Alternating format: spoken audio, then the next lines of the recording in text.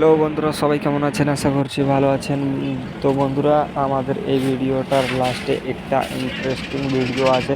তো অবশ্যই ভিডিওটা স্ক্রিপ্ট করে দেখবেন না। ভিডিওটা অবশ্যই ভালো লাগলে লাইক কমেন্ট করবেন এবং আমাদের ফেসবুক পেজটিকে ফলো করবেন। আর ইউটিউব থেকে যদি দেখে থাকেন তাহলে সাবস্ক্রাইব করবেন। তো বন্ধুরা, আমি প্লাস্টারগুলোকে স্পঞ্জ এখানে মেরে নিচ্ছি। এখানে মারা হয়ে গেলে আমি প্লাস্টারের যে নিচের অংশটা আছে আমি এই অংশটাকে কেটে ফেলে দেবো এখানে।